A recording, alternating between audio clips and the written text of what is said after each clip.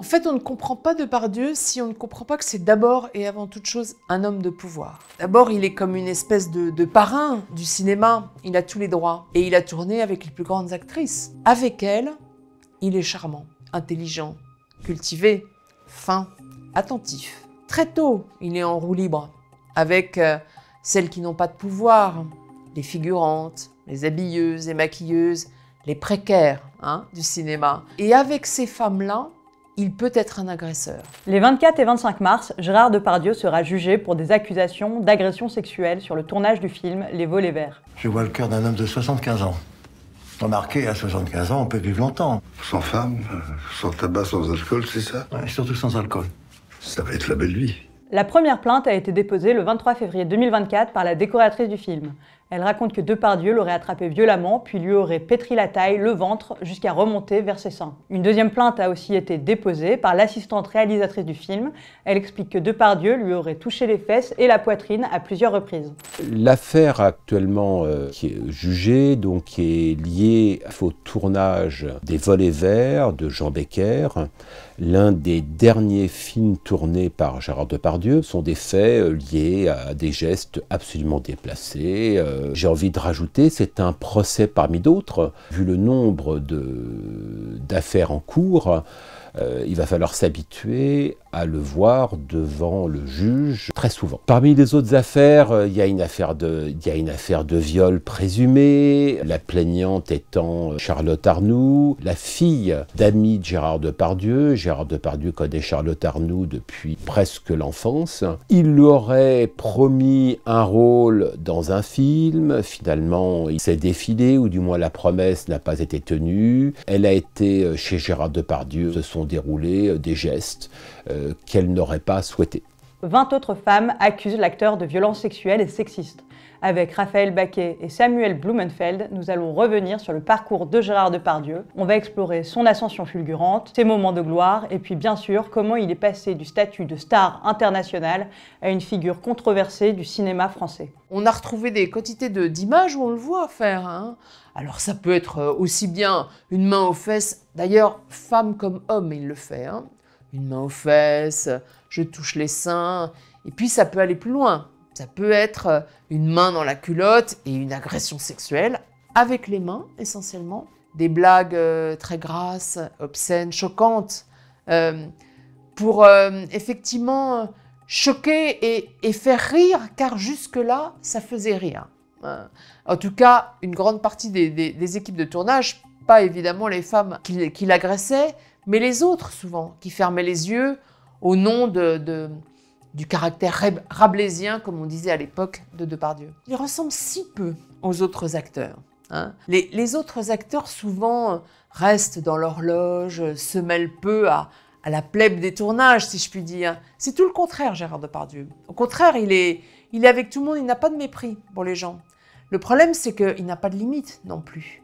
Et ça, c'est une difficulté. C'est-à-dire que ce qu'on admet de lui au nom de son authenticité, même de sa camaraderie, eh bien, on ne fait plus la limite quand ça devient une agression, quand ça devient une vraie dérive, quelque chose qui devrait être inadmissible. Et la plupart des équipes de tournage n'ont pas su faire la différence entre ce qui pouvait être drôle, relever de la comédie, relever de la camaraderie un peu lourdingue, et ce qui pouvait relever vraiment de l'agression sexuelle. La première affaire d'agression connue de Depardieu remonte aux années 80.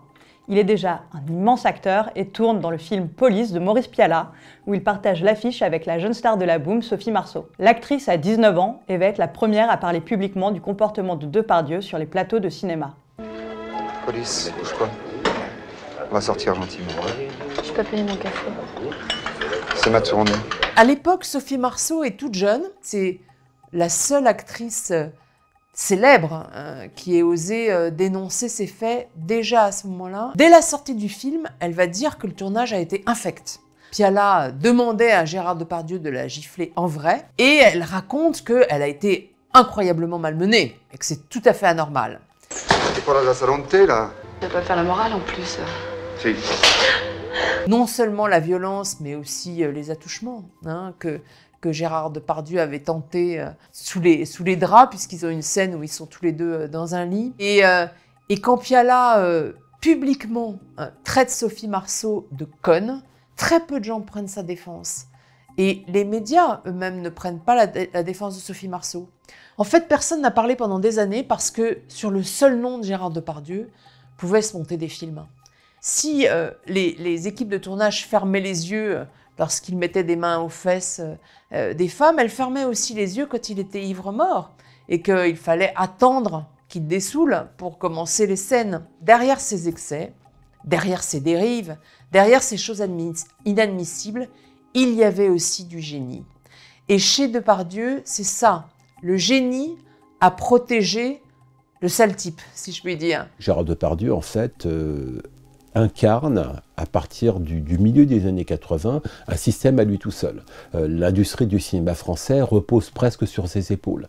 C'est quelqu'un qui enchaîne succès commercial sur succès commercial. C'est un acteur qui est capable de tout jouer, y compris la comédie. C'est un comédien qui est capable de jouer sur tous les tableaux. Il y a comme peu de stars sont capables de le faire. Donc autant dire que le cinéma français, à partir du mi-temps des années 80, repose sur les épaules d'un seul homme. En 1990, Gérard Depardieu tourne Cyrano de Bergerac. Ce film est un véritable succès. Il est encensé par la critique en France ainsi qu'aux États-Unis.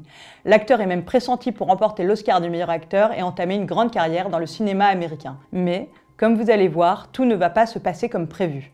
Depardieu tourne Cyrano, c'est un chef-d'œuvre.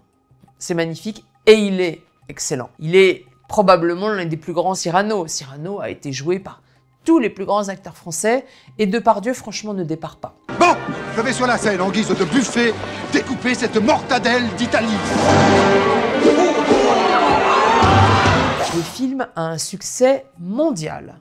Il a un succès dans toute l'Europe et aussi un extraordinaire succès aux États-Unis. Et il est pressenti pour les Oscars. Depardieu est pressenti pour l'Oscar du meilleur acteur, Cyrano pour l'Oscar du meilleur film étranger. C'est extraordinaire et vous le savez, c'est assez rare pour un film français. Manque de chance pour Depardieu, vont ressortir à cette occasion des interviews, et notamment une qu'il avait donnée à un journaliste américain. Il racontait justement comment, enfant, il avait participé à des viols collectifs, à des tournantes, comme on disait. Et cette interview va faire scandale et va lui coûter ses Oscars. Dès que cette interview est divulguée, eh bien c'est la catastrophe, je veux dire, tout s'arrête net. Bien évidemment, il perd aux Oscars, peut-être aurait-il perdu, mais du moins il devient certain qu'une partie des votants ne mettra en aucun cas un bulletin pour lui. Ce qui est frappant, c'est la défense arguée par Gérard Depardieu à l'époque, et puis aussi par tout le milieu du cinéma français, ou du moins une bonne partie de ce milieu. Et la défense, c'est une erreur de traduction. Gérard Depardieu n'a jamais dit qu'il avait assisté à ces tournantes. Il a dit qu'il a été présent à ces tournantes. La réalité, c'est que Gérard Depardieu a donné d'autres interviews dans la presse française, où là-dessus, la question de la traduction ne se pose pas, où il dit qu'il a bien participé à ces tournantes. Ça fait partie du personnage, ça fait partie de son passé, mais il n'en reste pas moins que soudain, une carrière qui était ascendante, où véritablement tout réussissait à cet acteur. Pour la première fois, il y a un coup d'arrêt sérieux, parce que la logique de la star de Gérard Depardieu consistait à planter sa tente à Hollywood, mais quand on dit planter sa tente, c'est véritablement apparaître dans des projets très prestigieux. Cela ne sera jamais le cas. Et en France, il reste intouchable. Cet épisode n'interroge personne. C'est un trésor national auquel il est interdit de toucher. Cela raconte une époque. Aujourd'hui, les choses ne se passeraient pas ainsi, c'est certain. Petit à petit, Gérard Depardieu commence à se détourner du cinéma et va se lancer dans le business avec les plus grands dictateurs de ce monde. Il va se rendre à la table de Fidel Castro, Kadyrov, Loukachenko ou encore de Vladimir Poutine, qui utilise même l'acteur comme une véritable prise de guerre. En fait, assez vite, Depardieu s'est lassé du cinéma. Et il avait tourné avec les plus grands. Il ne trouvait plus de cinéaste à sa hauteur. Et il s'est tourné vers les affaires. Et là, il s'est mis à côtoyer tous les dictateurs de la planète comme s'il voulait en faire une collection. Et il a été utilisé par eux.